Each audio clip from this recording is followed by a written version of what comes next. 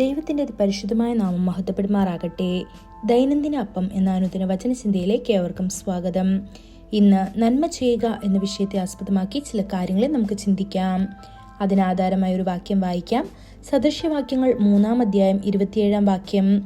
നന്മ ചെയ്യുവാൻ നിനക്ക് പ്രാപ്തിയുള്ളപ്പോൾ അതിന് യോഗ്യന്മാരായിരിക്കുന്നവർക്ക് ചെയ്യാതിരിക്കരുത്.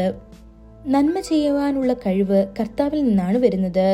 ദരിദ്രനെയോ ആവശ്യക്കാരെയോ സേവിക്കാൻ അവസരങ്ങൾ ലഭിക്കുമ്പോൾ ദൈവം നാം പ്രവർത്തിക്കണമെന്ന് പ്രതീക്ഷിക്കുന്നു.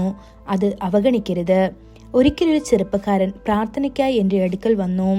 അവൻ്റെ 2 കൈകളും നിർജീവമായി യാതൊരു പ്രവർത്തനവുമില്ലാതെ തൂങ്ങിക്കിടക്കുകയായിരുന്നു. സ്വന്തം കൈകൊണ്ട് ഭക്ഷണം കഴിക്കാൻ പോലും അദ്ദേഹത്തിന് കഴിഞ്ഞില്ല. ഭാരിച്ച ഹൃദയത്തോടെ അദ്ദേഹം പറഞ്ഞു, കുറച്ച് വർഷങ്ങൾക്ക് മുൻപ് വരെ ദൈവം എൻ്റെ കൈകൾക്ക് മനോഹരമായ ചിത്രങ്ങൾ വരയ്ക്കാനുള്ള കഴിവും മനോഹരമായ കൈയ്യക്ഷരവും നൽകി അനുഗ്രഹിച്ചിരുന്നു.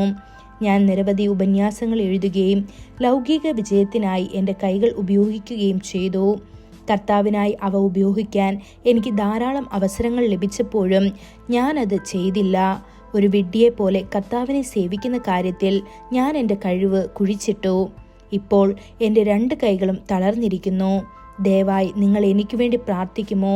കർത്താവ് എന്നെ സുഖപ്പെടുത്തിയാൽ എൻ്റെ എല്ലാ കഴിവുകളും പൂർണ്ണമായും അവനു വേണ്ടി സമർപ്പിക്കുമെന്ന് ഞാൻ വാഗ്ദാനം ചെയ്യുന്നു എന്ന്. പ്രിയപ്പെട്ട ദൈവമക്കളെ, കർത്താവ് നിങ്ങളെ അനേകർക്ക് നന്മ ചെയ്യാൻ ഒരു സ്ഥാനത്ത് നിർത്തിയിട്ടുണ്ടെങ്കിൽ നിങ്ങളുടെ സ്വന്തം ജീവിതത്തിൽ മാത്രം ശ്രദ്ധ കേന്ദ്രീകരിക്കരുത്. സ്വാർത്ഥത പുലർത്തുക. പകരം നിങ്ങളുടെ സഹായവും പിന്തുണയും തേടി നിങ്ങളുടെ അടുക്കൽ വരുന്നവർക്ക് ഒരു അനുഗ്രഹമാകുക. അനേകരുടെ ദാഹം ശമിപ്പിക്കുന്ന ഒരു നീരുറവ പോലെയാകുക. യേശു നന്മ ചെയ്തുകൊണ്ട് ചുറ്റി നടന്നതുപോലെ നിങ്ങളുടെ ജീവിതവും മറ്റുള്ളവർക്ക് നന്മ ചെയ്യുന്ന ഒന്നായിരിക്കട്ടെ. മറ്റുള്ളവർക്ക് വേണ്ടി പ്രാർത്ഥിക്കുന്നത് തന്നെ ഒരു നല്ല പ്രവൃത്തിയാണ്. അതിനാൽ നിങ്ങൾക്ക് സമയം കിട്ടുമ്പോഴെല്ലാം മറ്റുള്ളവർക്ക് വേണ്ടി മധ്യസ്ഥത വഹിക്കുക. നിങ്ങളുടെ പ്രാർത്ഥനകളിലൂടെ നന്മ ചെയ്യുക. സൗകര്യപ്രദമാണെങ്കിലും അല്ലെങ്കിലും വിശ്വസ്തയോടെ വചനം പ്രസംഗിക്കുക.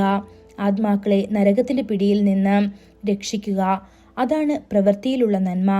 വിശക്കുന്നവരെയും രോഗികളെയും ദരിദ്രനെയും ഞങ്ങൾ സഹായിക്കുമെന്ന ഗാനം നിങ്ങളുടെ ചുണ്ടുകൾ കൊണ്ട് പാടരുത്. മറിച്ച് ആത്മാർത്ഥതയോടും പ്രതിബദ്ധതയോടും കൂടി അത് പാടുക. അപ്പോൾ മാത്രമേ ദൈവത്തിന് ഈ ഭൂമിയിൽ തന്റെ വിശ്വസ്ത ദാസന്മാരെ ഏൽപ്പിക്കാൻ കഴിയൂ. ബൈബിൾ നമുക്ക് മുന്നറിയിപ്പ് നൽകുന്നു. ആരെങ്കിലും താൻ ചെയ്യേണ്ട നന്മ എന്താണെന്നറിഞ്ഞിട്ടും അത് ചെയ്യുന്നില്ലെങ്കിൽ അതവർക്ക് പാപമാണെന്ന്. ഇത് യാക്കോബ് 4-ാം അധ്യായം 17-ാം വാക്യത്തിൽ നമുക്ക് കാണാൻ സാധിക്കും. നാം ആരാധിക്കുന്ന കർത്താവാണ് എല്ലാ നന്മകളുടെയും കർത്താവ്. എല്ലാ നല്ലതും പൂർണ്ണവുമായ ദാനങ്ങളും അവനിൽ നിന്നാണ് വരുന്നത്. സൃഷ്ടിയിൽ അവൻ നമ്മുടെ പ്രയോജനത്തിനായി എല്ലാം സൃഷ്ടിച്ചു.